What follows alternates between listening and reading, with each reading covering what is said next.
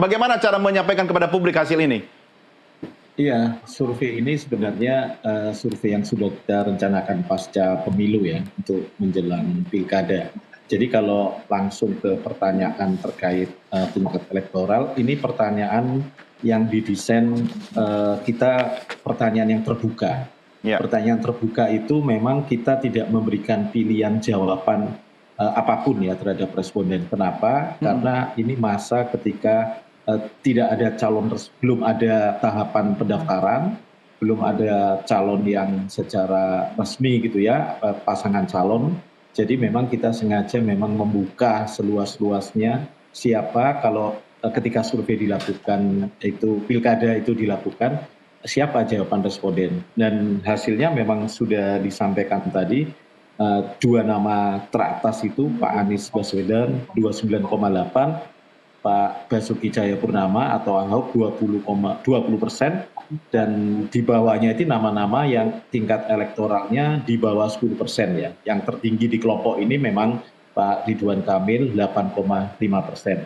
Jadi kalau kita merujuk pada cara bertanya siapa kalau sekarang itu Pilkada Gubernur Jakarta, jawabannya masih Anies dan Ahok yang paling tinggi. Ya memang memori warga Jakarta ini memang tidak bisa lepas dari dua nama itu ya. Dua nama itu adalah kontestan di Pilkada 2017.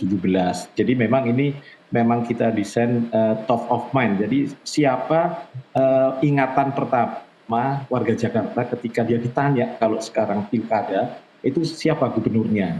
Nah itulah hasilnya. Jadi benar-benar murni ini memang mengukur tingkat ingatan, tingkat pengetahuan yang pertama terlintas dalam memori responden itu, inilah nama-nama itu ya. Tentu banyak nama-nama yang disebutkan ya, yang kelompok yang di bawah 1% itu banyak, tapi yang jelas dua nama itu Pak Anies dan Pak Ahok itu memang menempati urutan teratas.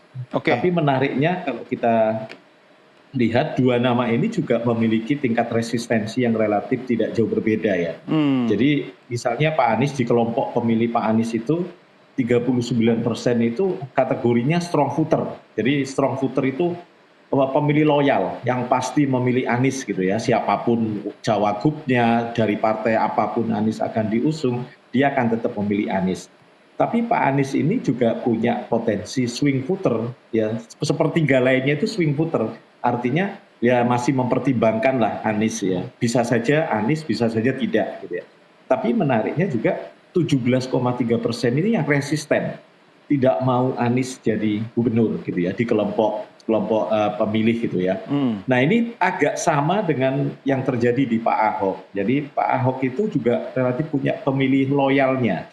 Dan komposisinya tidak jauh berbeda dengan Pak Anies, sepertiga itu, 34,5 itu strong voter pada Pak Ahok, ya pemilih Pak Ahok ya.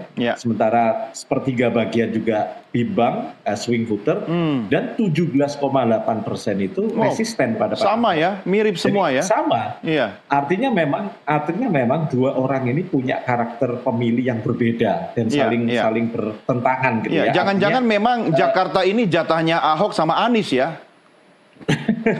Ya itu nanti Bang Masinton itu ya.